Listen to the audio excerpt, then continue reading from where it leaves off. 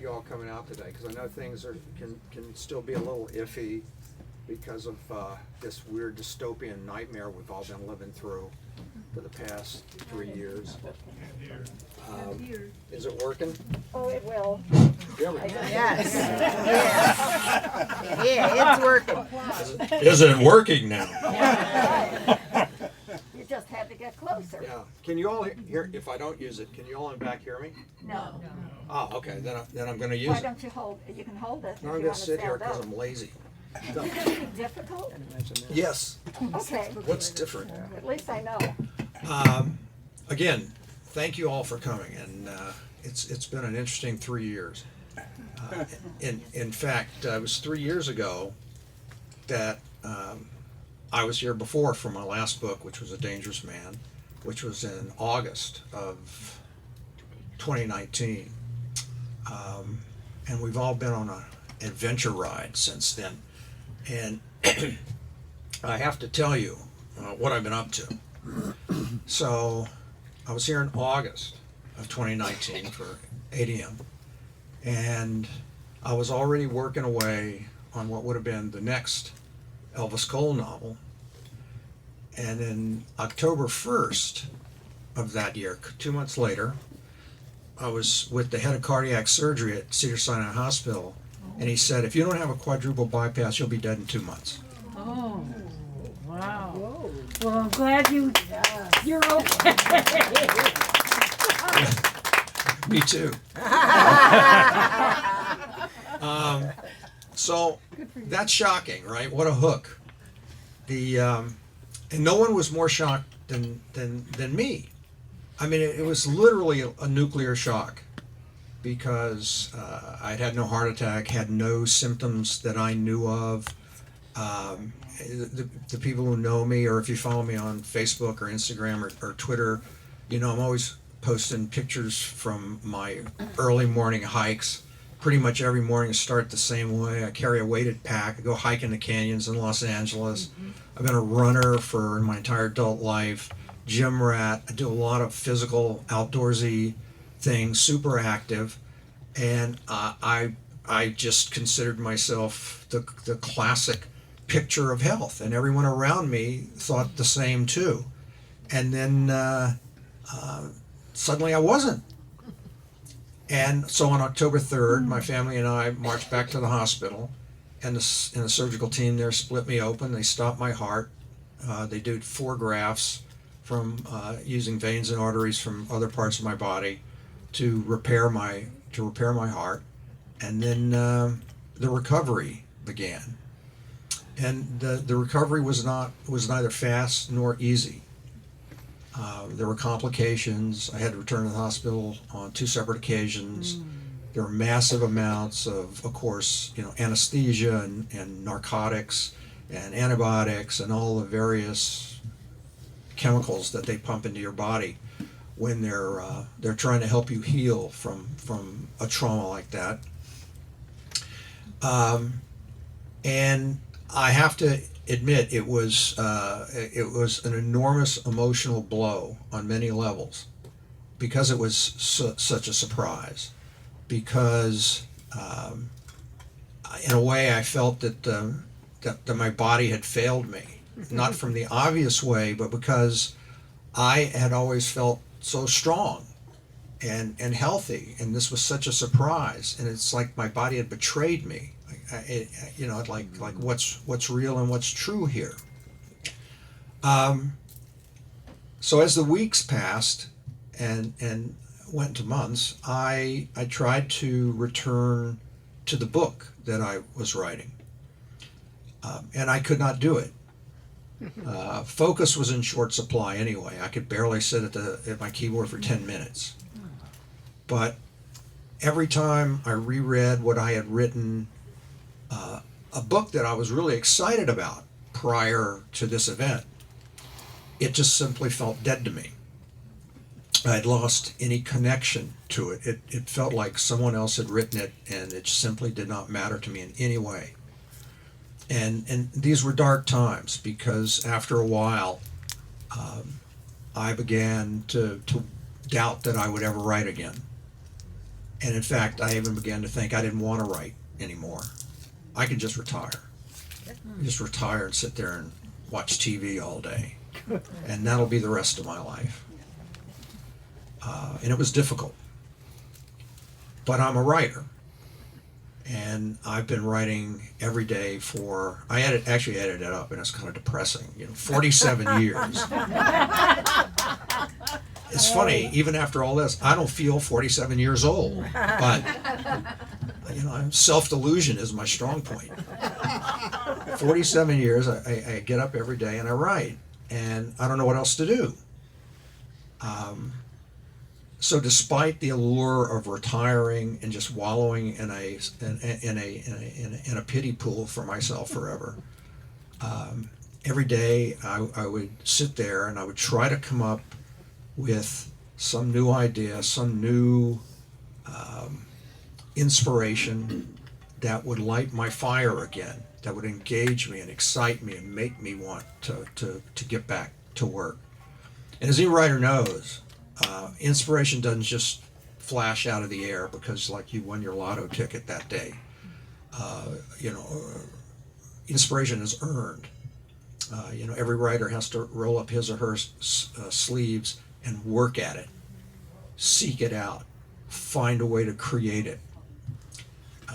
And I think that's what I did because, in addition to my little personal drama, there were a lot of crazy things happening in the world.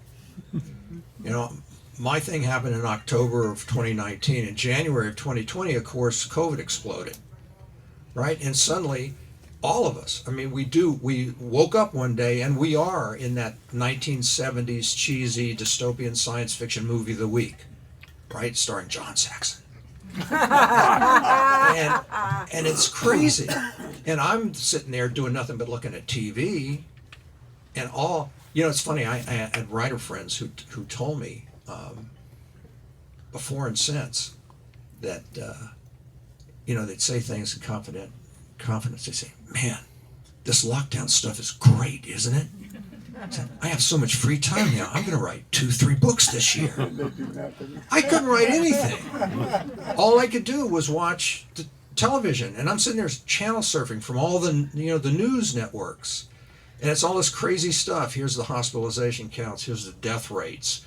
Here's all these confusing, contradictory news reports from talking heads, right? The COVID, what is it?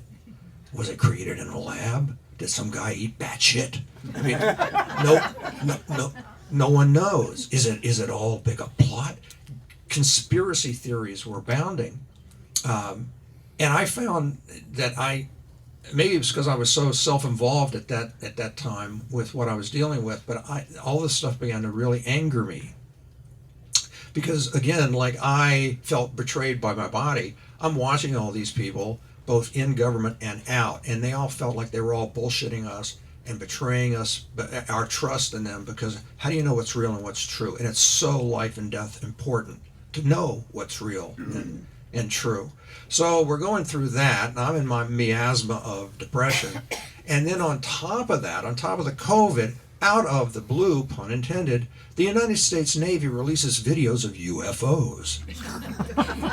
Videos that weren't taken by some kook in a cornfield in Iowa with a cell phone. This is the United States Navy. Oh yes, these were taken by our F-18 pilots who have been encountering these things. And by the way, we don't know what they are. Well, why not? By the way, they never explained that. And on top of that, for people who live in Los Angeles, and you all get the news because you're essentially in Los Angeles, even you're here in Orange. In the last 2.5 years, we've had 3 city councilmen indicted on corruption and pay-for-play indictments. No way. 3 out of 16, and that's not even counting this recent horrible racist secret recording bullshit with 3 more. There's only 16. That's 6 out of 16. These are the worst people in the world. It's suddenly now I'm feeling like did I wake up in the film Chinatown? Yeah. Corrupt politicians all over again?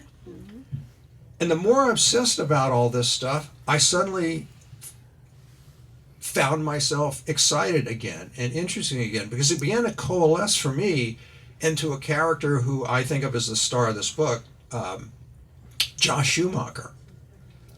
Because in my fantasy world, I created Josh, who is an amateur podcaster who believes in all these weird, fringy things. He believes in government conspiracies. He believes in Area 51 and what's really in Area 51 and the Men in Black. And our pharmaceutical companies really giving us little nano machines when they get vaccines.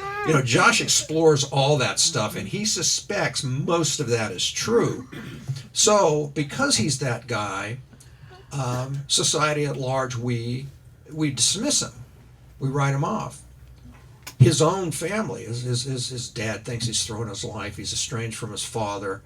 He's wasting his life because, by the way, Josh is brilliant. Both his parents were brilliant. He grew up in a brilliant household. His mother's a little on the whack job side too, because she tends to believe in conspiracy theories and whatnot.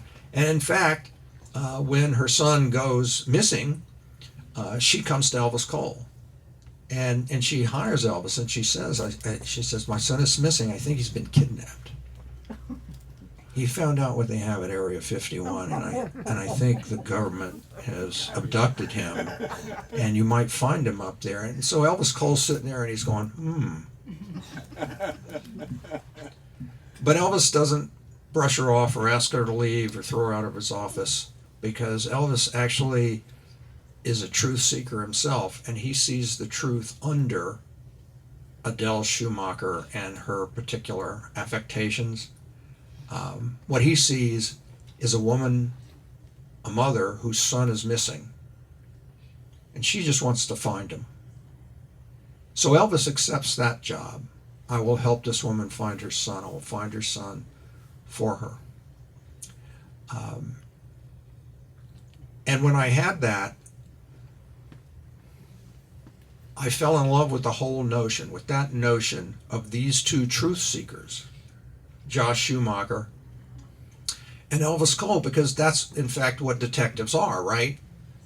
Detectives go in a world of lies and misinformation, and their job is to find out what's true, is to find out the secrets that people keep.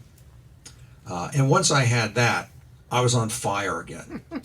And that 10 minutes a day became 15 minutes a day, became 20 minutes a day, became an hour a day. And as the months rolled on and I got stronger and stronger, suddenly I was back to my old self again and doing 8 hours a day and 10 hours a day, and toward the end of the book, 12 hours a day. And Racing the Light is the result.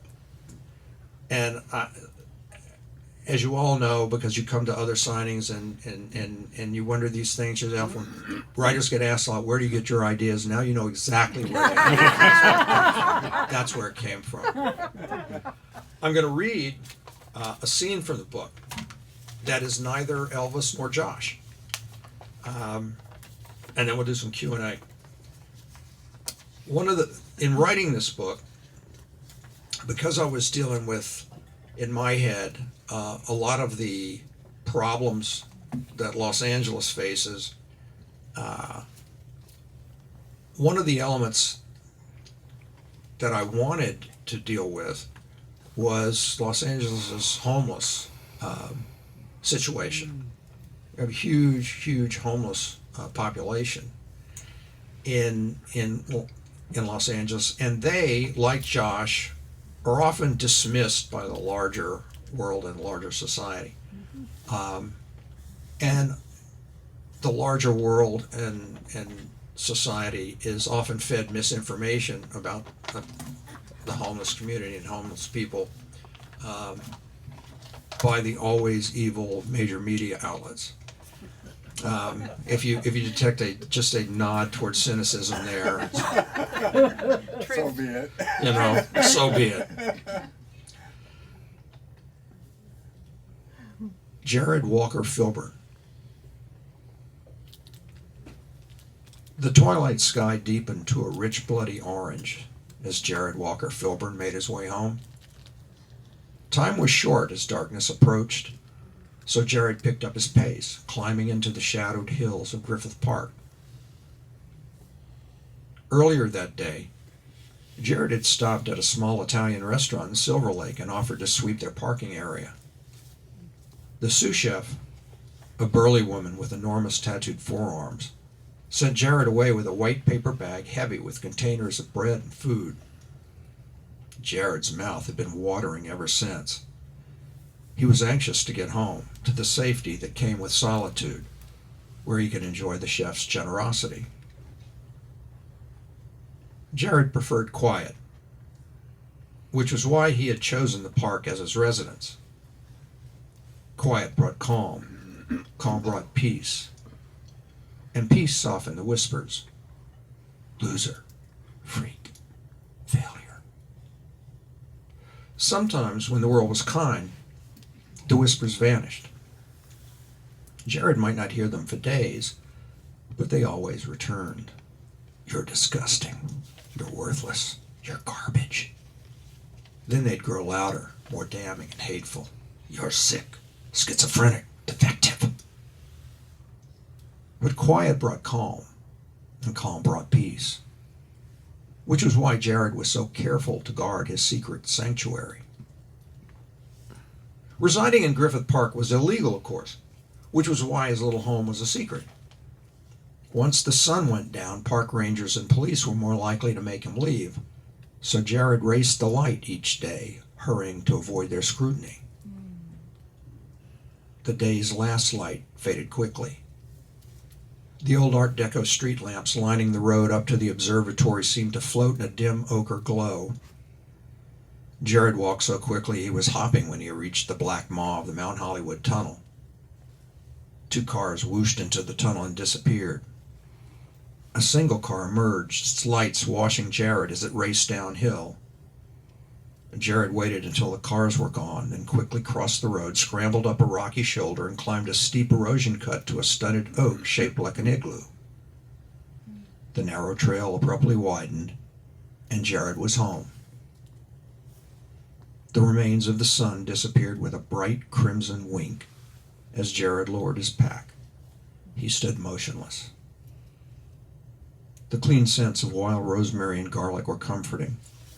A flock of doves roosting on a water tank farther up the slope cooed as they bedded for the evening. Jared's secret home was only 10 yards above the road, but the tension so fierce down in the world below grew lighter and less, and left him like a rising mist. A slow grin split his face. "Well now," he said, "let's boogie." Jared dragged a tattered green sleeping bag and faded blue duffel from beneath the oak's prickly branches, took his eating utensils from the duffel, and opened his day pack. The wonderful smell of Italian food enveloped him. Jared rolled his eyes with heavenly pleasure and licked his lips. "Good golly, Miss Molly, what has she done?" Working without a flashlight or lamp, Jared carefully lifted out the takeout containers and made a soft whistle. "Oh, thank you, Chef. God, may God bless you for your kindness."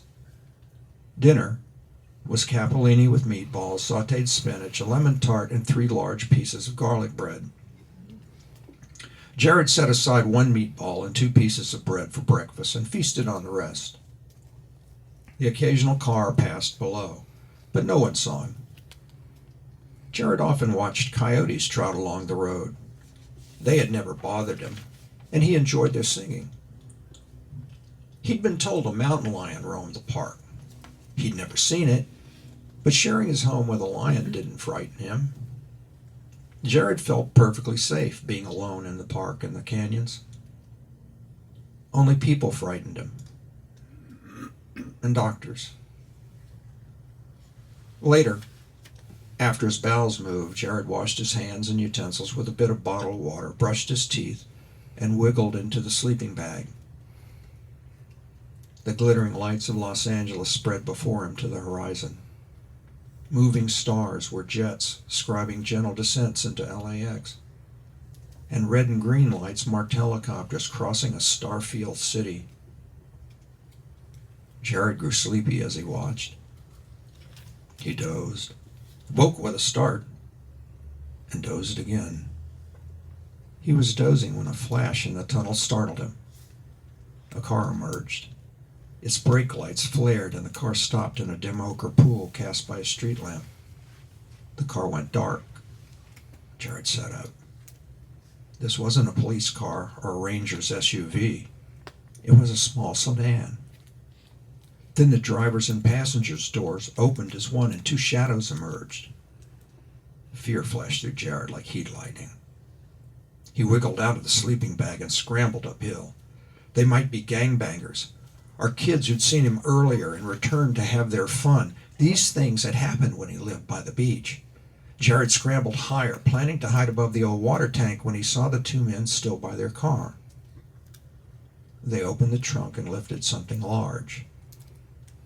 Then an arm dangled free, and Jared knew they were lifting a body. The men carried their burden to the edge of the slope and heaved it over the side. The crackle of branches as the body rolled down through the brush was faint. Then the two men climbed back into the car, and the car, still dark, rolled away. They were gone. Jared did not move. He wondered if the person they'd thrown into the brush was still alive. He wanted to see and help if he could. The person might need help. They might be dying. Jared wanted to move, but his body refused. He said, "Go see. Help." He tried to move, but a high-pitched whine filled his head. He said, "Do something. Find a ranger. Get help." The whine became a maelstrom of rushing thoughts. The police would blame him. They would say he was responsible and lock him in a hospital and fill his head with wires and chips and chemicals. Jared lurched sideways and shouted, "I didn't do it! I didn't see it! I'm not even here!" Jared stumbled to the edge of his camp and peered down at the empty road. Something beside him whispered, "You imagined it. There was no car, no men, no body. It's in your head." Jared nodded, agreeing. "That's right. I imagined it." A whisper came from behind him. "Your corrupted head. Your head case. Sick." Jared pressed his palms to his temples. "I didn't hurt anyone. I didn't." "Tell the police." "I can't. I'm scared." "Do what's right. You know what's right. Confess." Jared wrapped his arms across his head. "Stop shouting. Stop, please. I can't think." "You're worthless, pathetic, a psycho. I'm scared." "You saw. You're a witness. Confess." "They'll drug me. They'll blame me and lock me up." "The dead need you, Jared. Will you help them?" "I need quiet." "Help them?" "A quiet moment is all. Please, please." The voices grew faint and fainter and silent. Out in the darkness, coyotes sang. Jared drew a breath and another and slowly sat. A comfort of silence returned, and with it a drowsy haze. Golden lights danced above the city. Jared's eyes grew heavy again, and heavy, and finally he slept, but his sleep was plagued by terrible voices. "Will you help?" Jared Walker Filburn. One of my all-time favorite characters. I loved writing Jared, who has a significant role in the book. Alrighty then. Good golly, Miss Molly. Questions? You can ask. You can ask about anything. I think you should narrate audiobooks. Yeah. Thank you so much. You know, That was fantastic. thank you. I appreciate that. I enjoy reading, but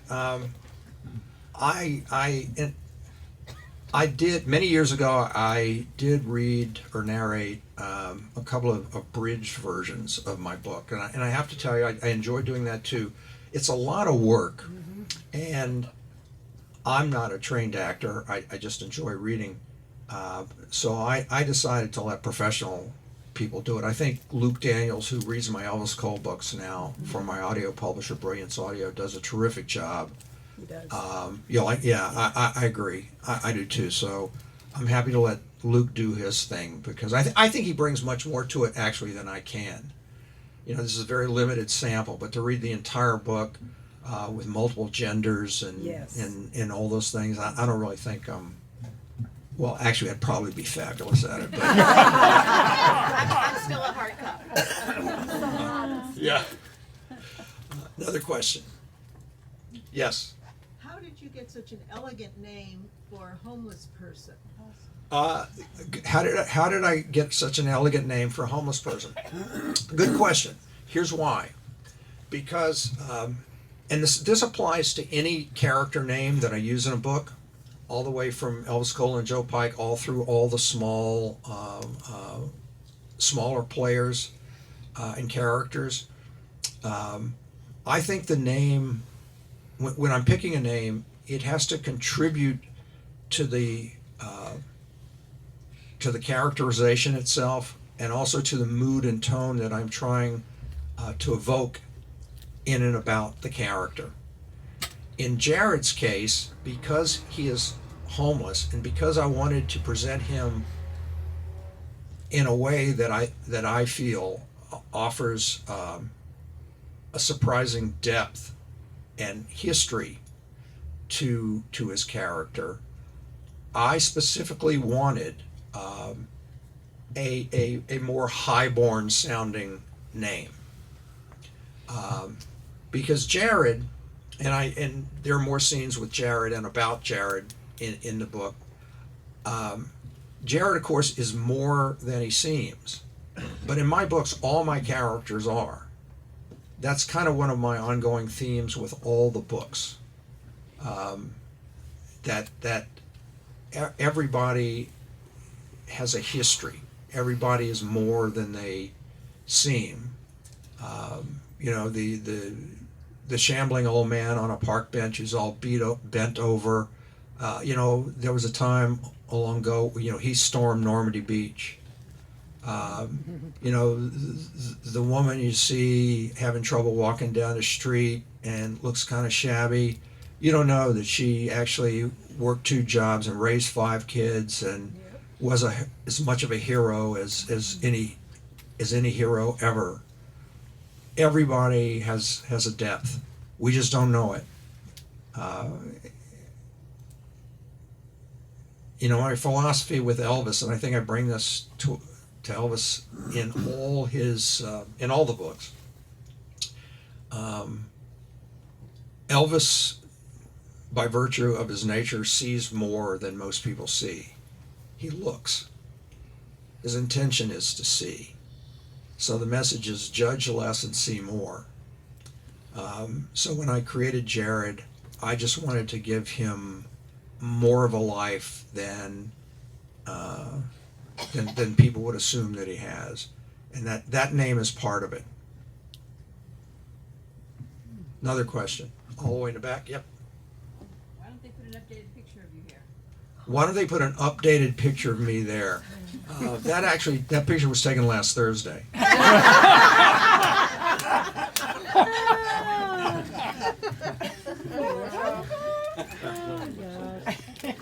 No, you know what? That's the picture they had. And I'll tell you, part of that is the COVID. They didn't, all during the. This book just came out now, but this book has been in production for a year. And nobody was hiring photographers and going to studios and all that other stuff to have pictures taken a year ago. It's all part of the practical reality of making a physical object. Yes, ma'am. Would you call yourself more of a pantser than a plotter? Would I call myself more of a pantser than a plotter? No, I'm a plotter. Really? Yeah, really. I wouldn't lie to you. I'm an outliner, I tried writing a book. I love this term, pantser. Yeah, See, me fly too. by the seat of the pants. Me too. I wrote one like that. This is before I sold the monkey's raincoat. I thought that's how artists do it, you know. And it was, the manuscript was 550 pages. I had a 500-page beginning, a 50-page ending, and no middle. So that's what pantsing got for me. So I'm more comfortable figuring stuff out. I spend a lot of time, you know, even the word outlining doesn't describe it. I spend a lot of time with the characters, with creating the story that I want to tell. And when I have that story pretty much in hand, that's when I actually write the book. Because I don't want another deal where I have, here's 550 pages and no middle. You know, now my books have a middle.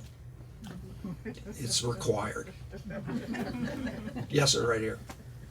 Going back to names, so do you have a, I'll say, list or catalog of, you know, names that you put down, and then when you're thinking of something, this fits or that doesn't? He asked if I keep a list of names. No. If I need a name and I want to start playing around, the first thing I do is open a sports page and look at Major League Baseball rosters. See if something there looks good. That's true. Sports teams where they actually, here's a list of names, and the names are of all backgrounds from all over the country or the world, are often a good starting place. Sometimes I find a name there, sometimes I don't, but it's a good place to start.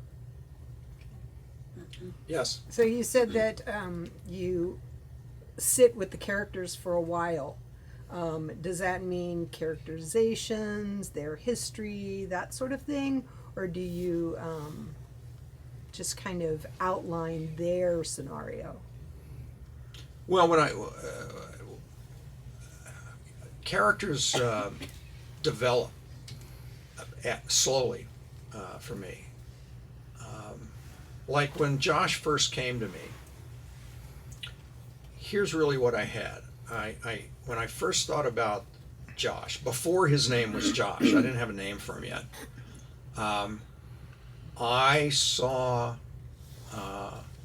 you know, one of some podcaster, because there's, Lord knows, 10 million podcasts now. A podcaster who was given to all this fringe conspiracy stuff. And the turn that appealed to me is that because he was that guy, because that is why he was dismissed, it's like the boy who cried wolf. When he finally had something real, no one would believe him, right? So that's all I had at first. And then, of course, I start to think about him. What would he look like? What kind of person would he be? What would his family be like? And little by little, it sort of builds up. And some ideas come to you, discard. Some of them are not any good. Some change over time. But little by little, they build. And what I found, and this is always the way for me, I never start with a plot. It's never a plot device that triggers anything for me. The stories all come from the characters. If there's an element about the characters that is interesting, and that character's dilemma, then the story is all going to derive from that. And little by little it builds as you add characters, and they all contribute stuff. So, like for example, I don't sit down and write formal histories, you know, Right. of characters or any of that, but I do make lots of notes, you know, tablets and things like that. And as the characters come alive, they pretty much give me the story. Now, I've never had anything write itself. I hear writers say, "Oh yeah, it just wrote itself." You know, what were you doing, driving or what? You know, like you were watching TV and soaps or something, and the book's over there by itself writing. I've never in my life had anything write itself. Everything has been a fist fight. Everything has been roll up the sleeves, blue collar time, get to work, grind this thing out, revise it, revise it, revise it, revise it. Everything. That's how it works for me. Yes, ma'am. Were Joe and Elvis based on anyone you knew? Well, one of them's based on me. Which one do you think? That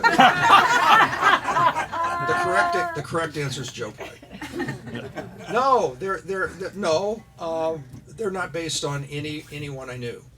I knew I wanted to write a detective duo, and at the time when I created them,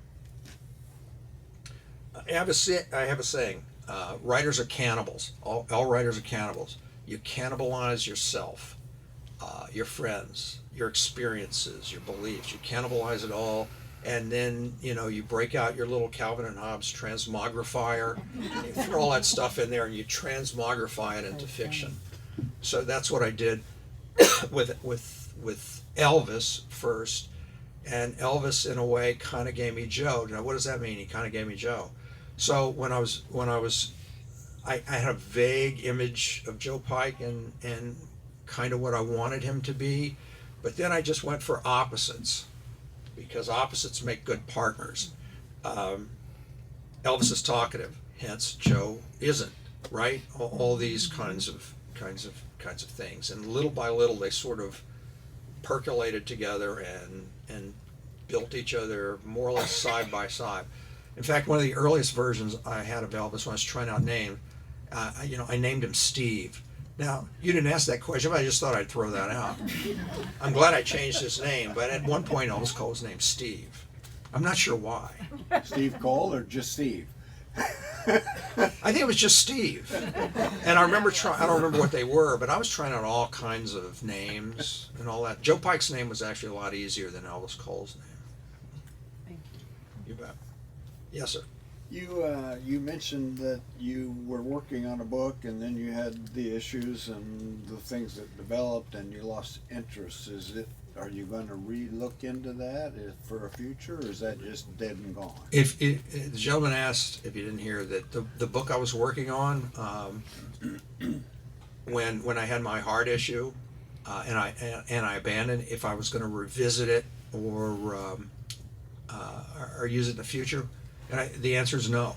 I actually have looked at it again, and for whatever reason, it is absolutely dead to me. You just don't want to mess with it because of everything? Well, I don't know. Honestly, I don't know. I can only guess at the reason. But when I read it now, it looks like, to me, in my head, it's like, why did I waste my time?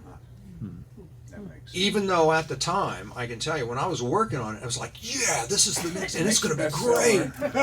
But now it's, I don't know, maybe all the anesthesia. But I cannot definitively say why, but right now it's dead and gone to me. How much of it did you have? Well, I had an enormous amount of notes and all that process that I was saying, and probably had about 20 or 25% of the narrative written, the book written. Wow. It was a lot of work. Yeah. It was a lot of work, but hey, those are the breaks. Another question, yes, sir, right here. Love your shirt, by the way. Thank you. Stand I'm up very and show proud us of your it. shirt. No, go. What's your question? How's Maggie? Maggie's great. How's Maggie? Maggie's great. Yeah. I get asked about Maggie a lot. Maggie the German Shepherd. I do want to write another Scott and Maggie book. I have no definitive plans now, but almost every day I noodle some little. I'm looking for the right idea. Mm-hmm. She's tougher to write than you might think, but that's a self-imposed toughness because I write about a real dog. I don't write Scooby-Doo, and because she's real, and because the role that a dog plays in as a canine dog, police dog, is fairly limited. They don't actually do that much. It's not like, you know, they're going out and doing detective work. They follow their noses. They make their handlers happy, and that's pretty much it. You know, they're extremely well trained animals that can do certain things on command or in certain situations. But she's not following John Chen around or you know, or questioning things. So I want to make sure it's actually the right story for her and for Scott at that point. And I'm also trying to figure out where I'm going to take them. So I don't have a I don't have a front burner project with them, but I love her so much that I desperately want to write. I do want to write at least one more Maggie and Scott book, and maybe I'd like to do, in my fantasy world, I'd like to do 2 or 3. I just got to come up with what those right ideas are. Thank you for asking. Anyone else? Questions? Yes, ma'am, and I'll come up here. Just curious, all that time you spent watching TV after your surgery, did it make you want to go back and write for the small screen again? No. Actually, the TV I was watching was the news after my surgery. So I don't want to write the news, though I'm convinced very creative fiction writers are writing. So that's what but if you meant like fiction TV, I have no interest in writing that now either. This is what I do. I like this. This is so much, to me, this is so much cooler than writing scripts for some TV show or movies or any of that. I mean, it's not a knock on writers who do that. Some of my best friends are screenwriters, but it's this is what I like this. I have more fun doing this. You can escape into their world. Yeah.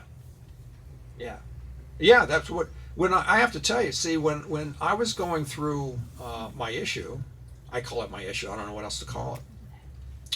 And I was dragging myself back to the laptop, as if that's like a totem. It's an altar. I have to sit in front of it, right? Even though nothing's getting typed, I have to open it up like a zombie and just stare into the glow. The thought of not writing meant, and I dealt with this too. I mean, these guys have been in my head since 1985. They're in my head every day. Wow. And the thought of losing them is one of the driving forces that kept me going back to it. Because if I quit writing, that would mean I quit them. There would be no more Joe Pike and no more Elvis Cole. And what would happen to these two entities that float around in my brain all the time? Were they just going to vanish, or are they going to just live there forever, and I'll end up sitting in a dark room actually having conversations with them? I don't want to risk that. I like them too much. I love spending time with them. I love being in their heads when I'm writing them. It's two different heads to be in, right? The Elvis head and the Joe head. But I really enjoy them. So, I couldn't quit those guys. I couldn't give up on them. And that kept me going back and working and looking for inspiration. And we're very happy you did. Thank you. Yes, Thank we you are. very much. I'm ready.